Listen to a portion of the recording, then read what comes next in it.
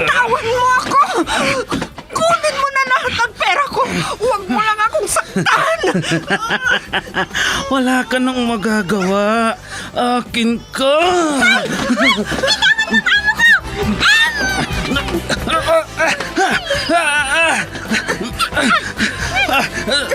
Sino kang pumulupot sa likod ko? Bumaba ka dyan.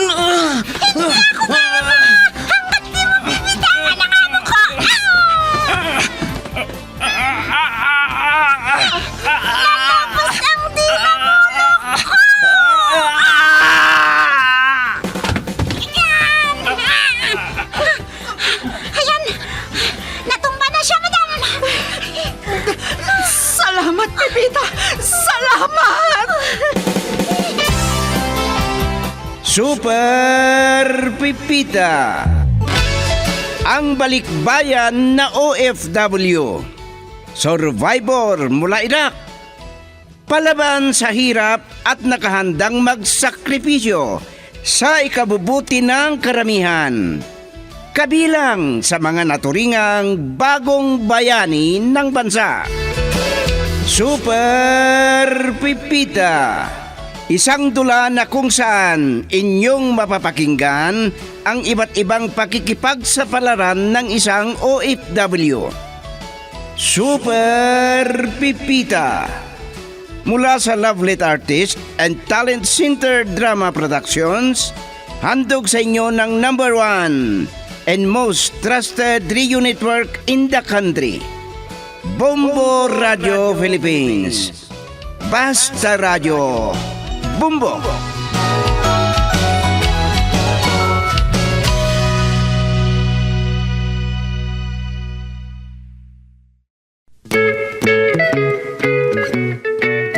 Ang nakaraan, ang akala ni Patro ay umaga na at gising na. Yun pala, gabi pa lang. At napilitan siyang magbigay ng 1 milyon sa asawa para pampaganda sa kanilang farm.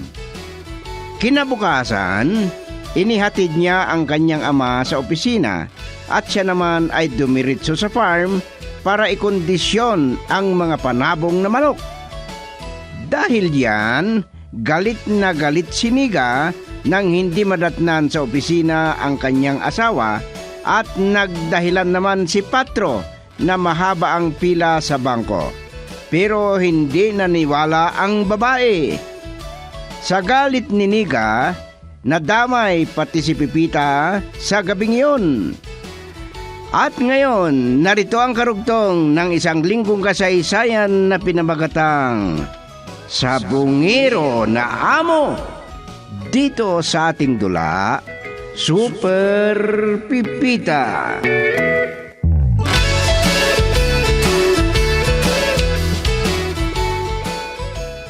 Oh, nakapagtataka, Pedro. Katatapos mo lang kumain? Humiga ka na kaagad sa kama? Kung ayaw mong palakihin ang tiyan mo, tiyan ko na lang ang palalakihin ko. Ay, ayaw ko magkaroon ng puson. Baka ipagpapalit mo pa ako sa mga manok mo. Nagsiselos ka sa mga manok ko? Samantalang lalaki ang mga yun. Walang matres, walang inahin, puro Texas. He, ewan ko sa'yo. Matutulog na ako para hindi ako mapuyat. At 3 araw mula ngayon ay magaganap ng derby. Sunod-sunod na ang pagkapuyat ko. Pagkatapos ng derby, ikaw naman ang isusunod ko. Hindi. Walang makikipag-derby. Wala. Ano? Baka gusto mo pa akong patulugin. Bukas na lang tayo mag-away. Ay, mag-usap. Basta, ang sabi ko sa'yo, walang makikipag-derby. Walang makikipagsabong. Ibigay mo na lang sa akin ang perang pangpusta mo. Idagdag ko sa pagpapaganda ng farm. Nakalimutan mo na ba ang napag-usapan natin? Hahayaan lang kitang magalit pero payagan mo akong makipagsabong. Gusto mong lagi akong nagagalit, ha? Hindi ko masasagot yan. Ang mabuti pa. Tutulog na ako. Inaantok na ako.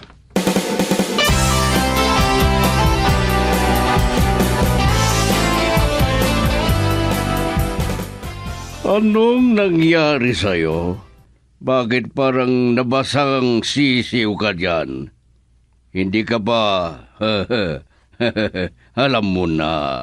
Talagang hindi, Daddy. Naintindihan kita. Hindi lang naman ikaw ang hindi. Alam mo na. Hindi ako naniniwala na hindi kayo nakapagsabong. Teka. Ano bang hindi napagbigyan ng sinasabi o nakapagsabong diyan? Muntik na kaming mag-away ni Nega kagabi. Ayaw niya akong makipag-derby. Akala ko kung ano na yung sinasabing mong hindi ka napagbigyan. Nawalan na naman kami ng pag-asang magkakaroon ng apo. Biruin nyo, Hmm. pakukuluan daw niya ang lahat ng Texas ko. Mahal ang mga yon. Mahal pa ang pagkain nila. Talagang mahal. Texas sa mga yon. Anong gagawin mo ngayon? Kakausapin ko siyang muli mamaya. Lalambingin ko, Daddy. Hanggang bumigay. Kapag nagkampiyon naman ako, sa akin ang tropeyo. Sa kanya, ang pot price.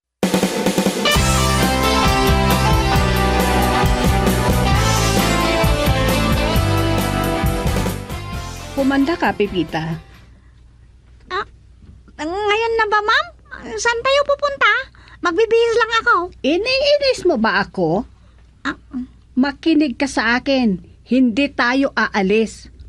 Oras na makuha ko ang mga halaman, tumulong kang magtanim sa farm.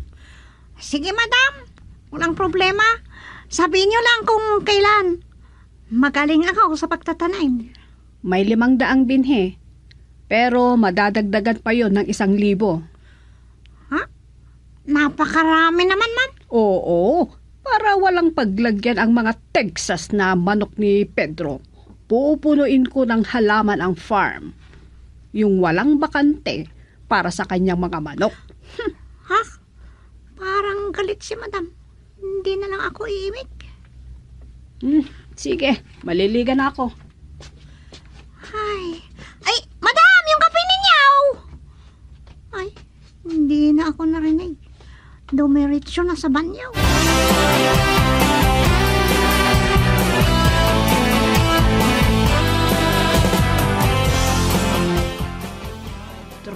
Pedro, tapos na tayong nag-usap kagabi. Tinulugan mo nga ako eh. Kaya, wag mo akong bisitin ng umagang-umaga na iinis ako sa'yo. Mag-usap muna tayo. Huwag ka munang mainis. Isang tabi mo muna yan. Sa susunod na araw na ang derby, naikondisyon ko na ang mga panabong kong manok. Naumpisan ko na. Gumastos na ako. Ang mahal ng kanilang kinakain. At ang mga bitamina. Iba pa yung mga injeksyon. At binibigyan ko pa si Akyong na nagkukondisyon sa mga yun araw-araw. Muntik na akong malagutan ng hininga sa haba ng aking sinabi sa'yo. Anong pakialam ko sa'yo? May pagmamalaki mo ako, oras na manalo ako. Sasabihin na ako na ang Derby King. Derby King, si Mr. Pedro Concepcion. Conception? Baka konsumisyon. Sige na. Kapag nanalo ako, akin lang yung tropeyo. Sa'yo yung 1 million. Siguraduhin mo lang na manalo ka. Oo, kaya sige na. Bahala ka na nga. Para kang bata. Kung matalo ka, anong gagawin ko sa'yo, ha?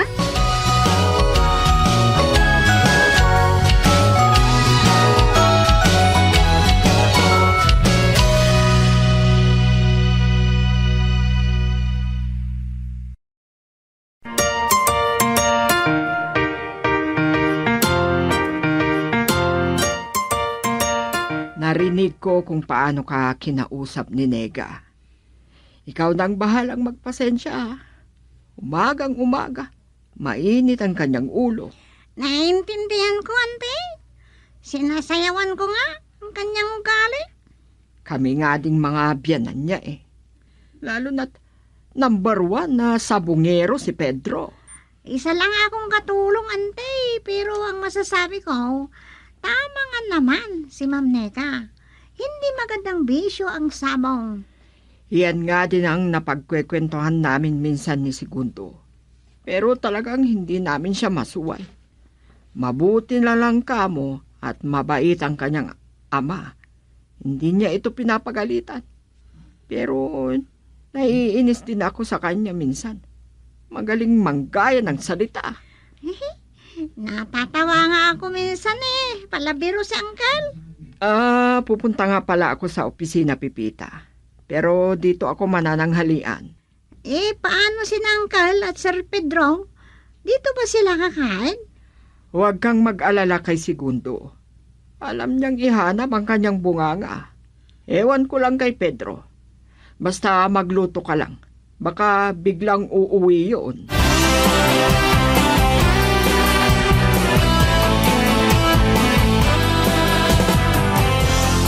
Wala pa si Pedro dito sa opisina. Siguradong nasa farm na naman yon. Siguradong nandun sa farm. Kaya hindi mo siya nandito sa opisina. Ikaw talaga, Segundo. Hindi ka na nagbago. Kung ano ang sasabihin ko, inuulit mo lang. Tama naman ang sinabi ko, di ba? Nagpaalam kanina. Babalik din. Sasabihin lang kay Akyong kung ano ang dapat niyang gawin. Gusto ko sana siyang makausap. Kaya lang may pupuntahan ako. Kinausap mo na sana bago umalis. Nag-uusap nga silang mag-asawa at narinig ko talagang ipagpilitan ni Pedro ang makipagderby. At umaasa na mananalo siya. Oo daw. Hay nako, mabuti ka mo. At ang iniisip ng manugang natin ay ang pagpapaganda ng farm. Samantalang yung anak mo, manok ang nasa utak palagi.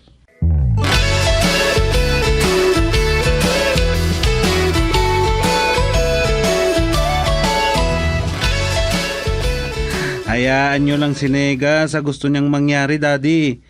Kapag lumago ang mga halaman na itatanim niya sa farm, di may masisilungan na ang aking mga manok. Ikaw talaga, Pedro.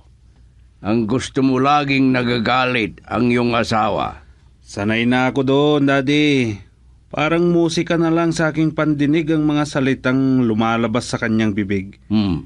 Yung isang araw na hindi ko marinig na magalit, parang kulang ang aking araw, Daddy. Bahala ka na nga kung anong gusto mong gawin. Oo, Daddy. Bahala na ako. Ang tungkol sa negosyo ang pag-usapan na lang natin. Huwag si Nega. Kumusta pala ang negosyo? Sa ngayon, wala bang problema. Pero kapag tuloy-tuloy ang pagsasabong mo ay iwan ko lang. Sabihin ko sa'yo, walang yumayaman sa ganyang bisyo. Ako ang bahala dyan, Daddy. Hindi yung winning bread ang isasabak ko. Pustahan ko ng malaking halaga yon. Oras na manalo ako sa derby na yon. Magiging kampiyon ako. Makinig ka sa sasabihin kong ito. Yung may-ari ng grocery dito sa atin, tinaya lahat sa waiting ang kanyang pera. Anong nangyari? Nalugi. May bisyong drugs yun at ng babae pa, kaya nalugi. Talagang hindi ka patatalo. Sige na nga. Pero pinaalalahanan kita. Wala pang yumaman sa sabong.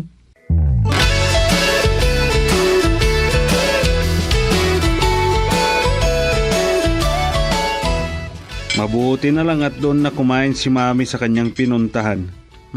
Kung hindi, wala na sana akong kakainin ngayon. Marami ito, Sir. Kumain lang kayo. Ang daddy niyo nga pala. Baka sinundo niya si Mami. Si Nega naman, baka hindi pa niya nabilang ang mga binhing binibili niya. Ganon ba, Sir? Pipita, magaling ka palang magluto. Marami na akong nakain. Busog na ako. Pero parang gusto ko pa. Sige lang po, Sir. Kumain lang kayo. wala nang matitira sa'yo. Ay, sige lang po. Huwag kayong mag-alala.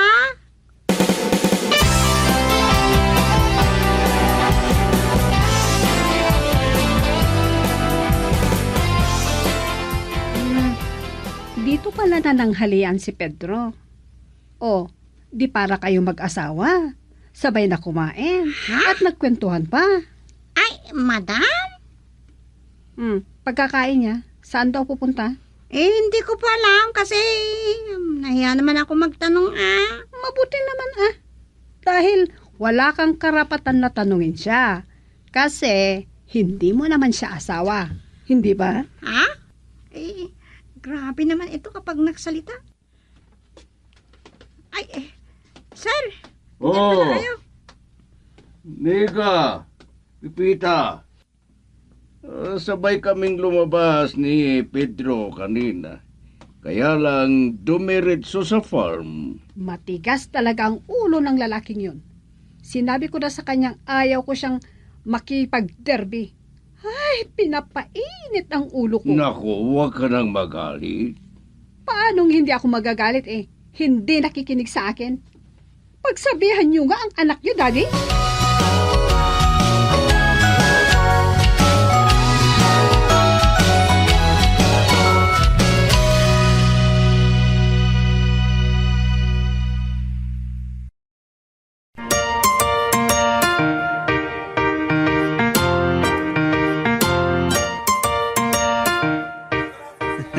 Talagang buenas ako.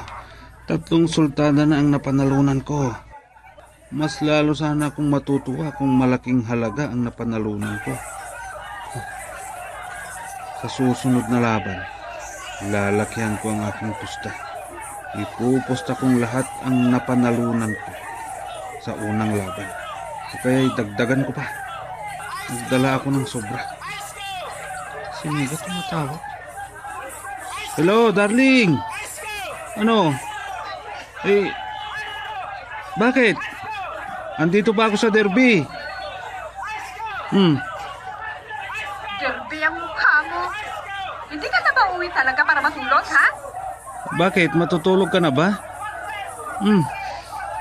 Parang naamoy na kita mula dito sa kinaroroonan ko. Naamoy ko ang pabango mo. Mahalimuyak at parang... talaga naman. Che!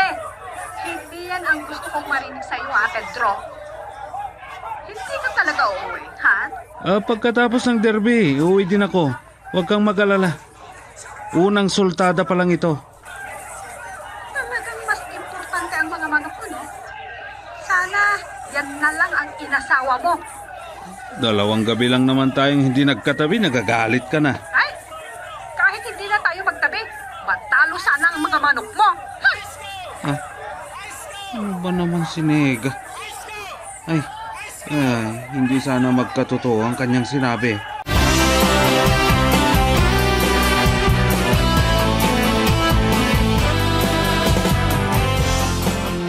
Dito ko pala sa kusina, Pipita. Ipagtempla mo nga ako ng gatas. Kumukulo ang dugo ko sa Pedro na yon. Opo, ma'am. Sagit lang po. Alam niyo ako, bago ako matulog, umiinom ako ng gatas. Ganun ba? Ipagtimpla ko na kayo ng gatas. Salamat, Pipita. Mabuti at hindi mo naisipan ang makipag-asawa. Alam mo ba, nakaka-stress ang may asawa. Kaya tama lang yan. Wala kang asawa.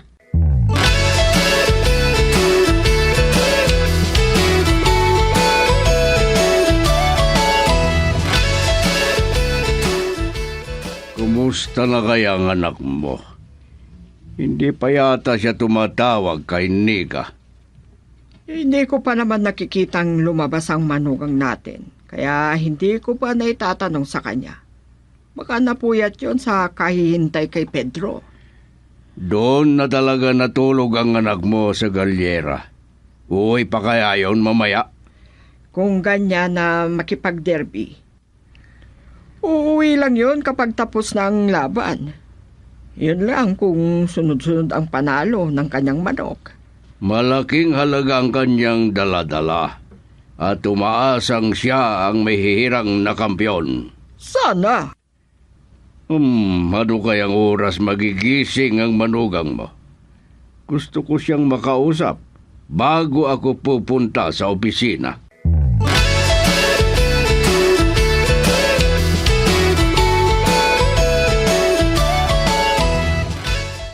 Dalawang araw na ang derby. Pwede naman siyang umuwi kung gusto niya. Andyan naman si Akyong na magbabantay sa kanyang manok. Ay, paano kaya ang kanyang pagligo? Baka mabaho na yon. Ay, Pipita! Bakit po, madam? Ay, lumapit ka ah. Ayaw kong makipagsigawan. Madali ako magalit. Opo, madam. Andyan na po. Bakit po? May ipag-uutos po kayo? May itatanong lang ako sa'yo. Hindi ko alam kung sasagutin mo ang tanong ko. Ay, Tumawag na ba si Pedro? hindi pa, madam. Ay, nako. Ano na kaya ang nangyari sa lalaking yun? Buhay pa kaya siya?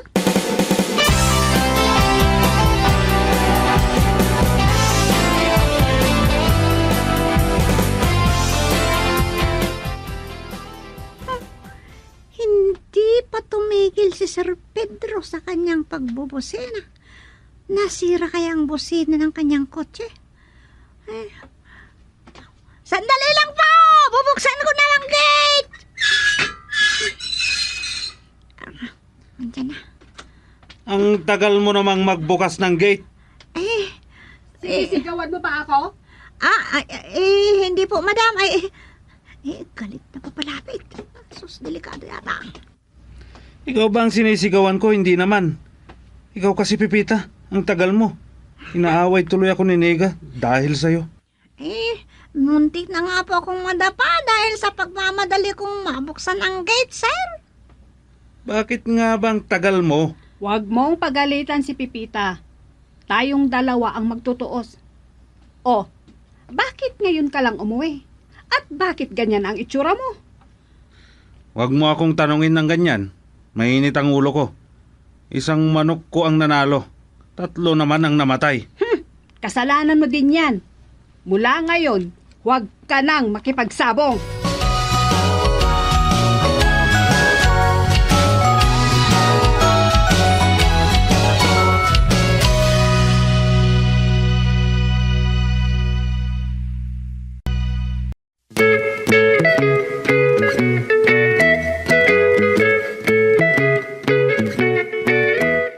Ano ang mga susunod na mangyayari? Mga kaibigan, pakinggan bukas ang karugtong ng 1 linggong kasaysayan na ating pinamagatang Sabungero na Amo. Dito sa ating dula, Super Pipita.